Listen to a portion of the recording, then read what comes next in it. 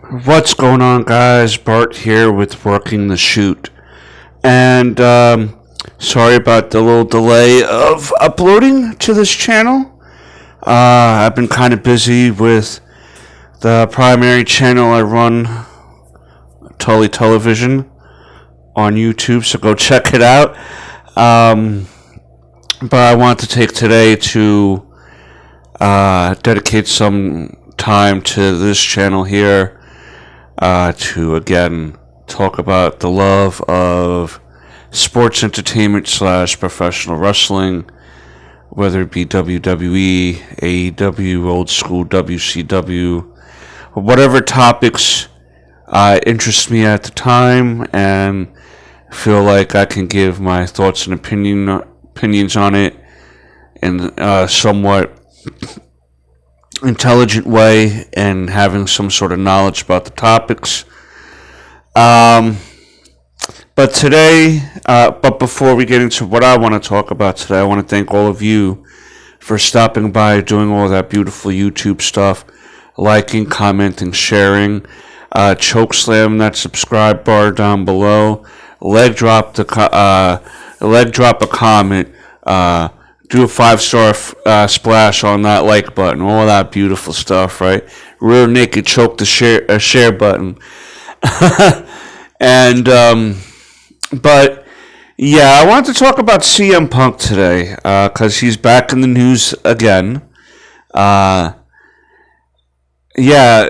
Chick Magnet Punk, Cookie Monster Punk, Pepsi Punk, Pepsi Phil.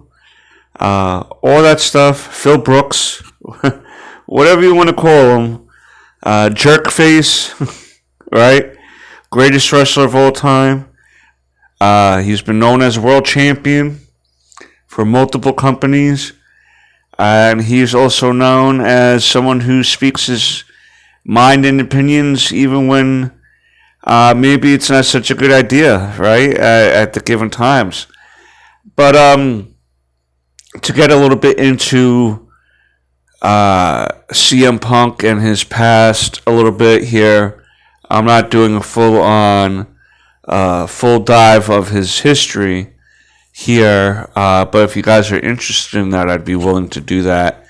Something similar that I did with Sensational Sherry as my first video here, a Wrestler Spotlight, if you will. Which I've been thinking of a couple others, Brian Pillman and such, but I digress. We're talking about CM Punk today. Started his days in the independent scenes, his real rhythm started picking up during his time at Ring of Honor. His matches with Bryan Danielson, Daniel Bryanson, the American Dragon were classics, instant classics, and he eventually made his way to WWE, in which he had some run-ins with creative, Triple H, Vince McMahon, the infamous pipe bomb that was dropped, so to speak, not a real bomb, word pipe bomb, blew up the internet, blew up wrestling news at the time. CM Punk was at one point WWE champion without a contract. And they used that as part of the story. Long story short, CM Punk got fired from WWE. CM Punk got fired from CM Punk. Punk got fired on his wedding day by the WWE. They were holding grudges with each other, and eventually, years and years later, with still maybe wanting to get a run in, he agreed to sign a contract with A.E.W. With Tony Khan. A.E.W. stands for All Elite Wrestling. It's primarily run by Tony Khan and his vice presidents, the Young Bucks, Kenny Omega, and some of his other people that help him behind the scenes, meaning Tony Khan. He was able to sign CM Punk, one of the biggest signings of signings of the company's history. He was champion twice in this company, and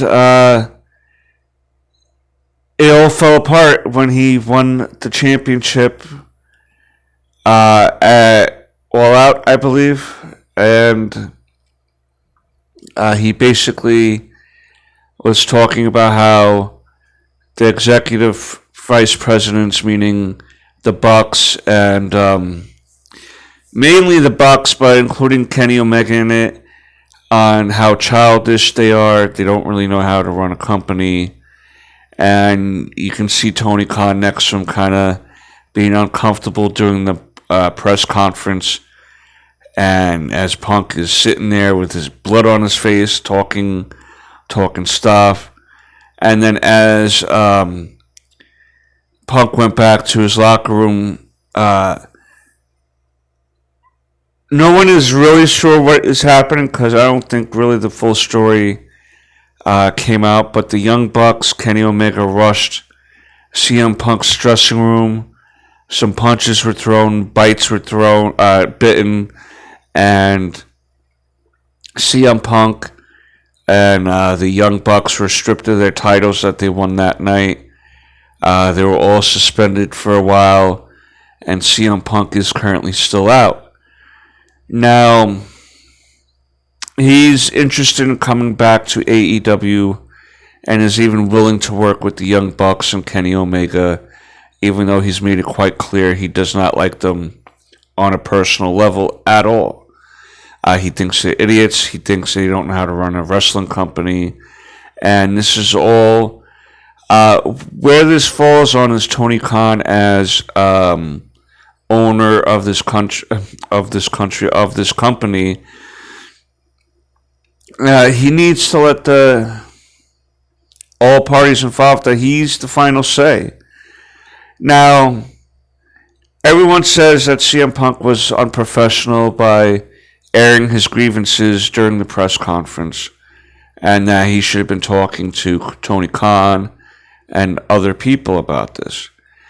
But if we are to follow the history of AEW, it seems like some of the stars that were there that have been considered veterans, like William Regal and other stars that were there, these younger guys are not interested in hearing anything about what these older guys have to say as far as the business. They know what's right? The Young Bucks know what's right. Kenny Omega knows what's right. Like these guys, like Kenny Omega gets defended on how he's the greatest wrestler of all time. How, when you wrestled a 9-year-old girl? How are you the greatest wrestler of all time and you wrestled a sex doll? You know what I mean? Very idiotic views of wrestling.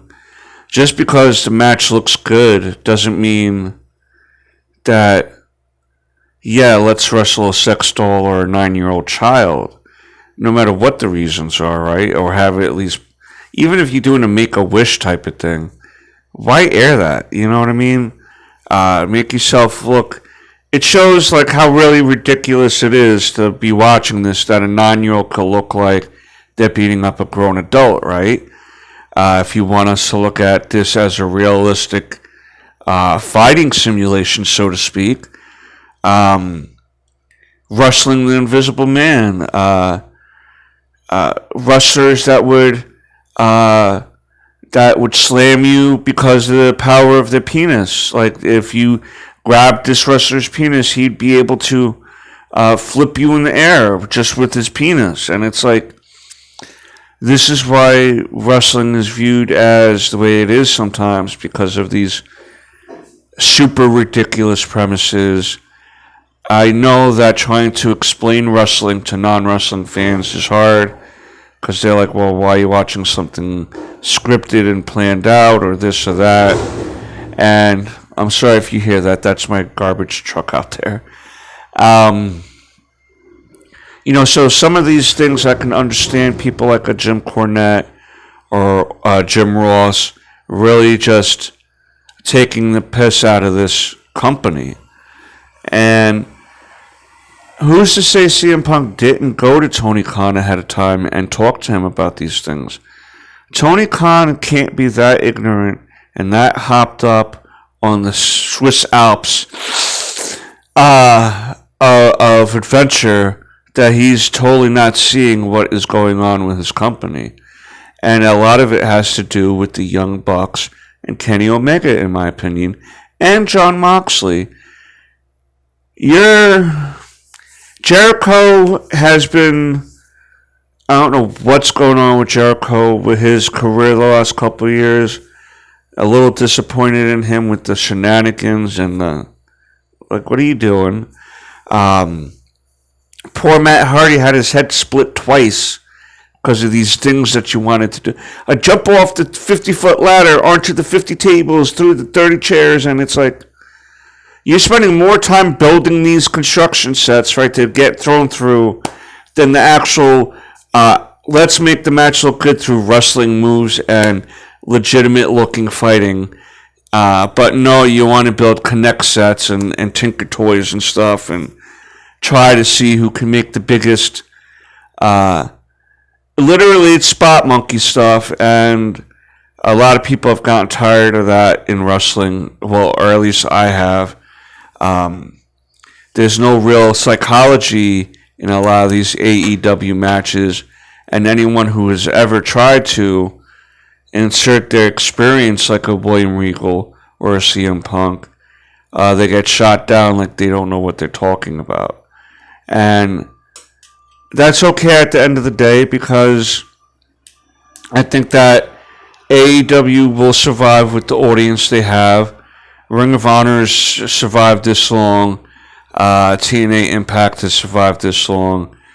There will always be someone willing to put a little bit of money into these companies when the rug gets pulled out, so to speak, and the numbers settle down to where they're going to settle down to over the years. Even WWE, they're not pulling in 10 million viewers anymore. It's 2 million viewers a week on average. And so if they're having damn near, 80% loss over from the Attitude Era to now, what hope does AEW have unless your creative changes drastically between now and when things go to where they're going in life?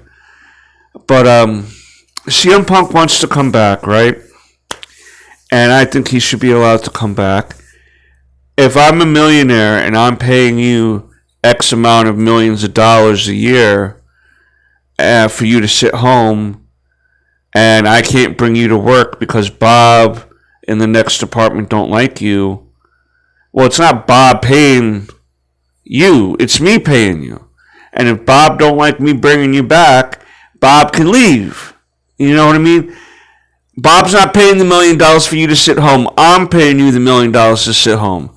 And that's what Tony Khan should be telling these little nitwits. It doesn't matter if you want to work with him or not. It doesn't matter if you want him back or not. I'm the one that signs the checks. How many times have we gone to school in our life or jobs in our life where 99% of the time we get along with people, our neighbors, whatever, but there's always going to be that one neighbor, one coworker, one person that's going to be the jerk. You know what I mean? You're not going to get along with everybody. But if you're at a job getting paid and they're getting paid, let them look like the idiot, right? I'm sitting here willing to work with you. And I heard Dave Meltzer say something the other day where it's like, oh, that's just a ploy. And it's like, to make them look bad. You can't make someone look bad, right? He's saying that CM Punk is saying he's willing to work with them, even though they're not willing to work with him, to purposely make them look bad. And it if that's what happens, that's what happens, that people look at them bad. But he's putting the blame where it belongs. I'm willing to come back. I'm willing to work with them. They're not willing to work with me. So whose fault really is it? It's not the Young Bucks. It's not CM Punk. It's Tony Khan needing to put his foot down. And he's not going to do that. Tony Khan wants to be the cool dad. All right? Tony Khan wants to be the cool uncle with his 15-year-old nephew and sneaking him a joint and sneaking him a beer. You know what I mean? Bringing your... you know what I mean? Like, stuff like that. You want to be the cool uncle. And you're not cool. You just cringe, my friend, because people respect boundaries more than they do the lack of boundaries. And that's just my opinion on it. Now, did CM Punk... could have CM Punk did this or that or whatever? Maybe. But he did what was best for him, like the Bucks and Kenny Omega do what's best for them. And who's to say what he really did all before this media scrum meltdown that caused this whole thing to happen in the first place? Who's to say what he was doing beforehand?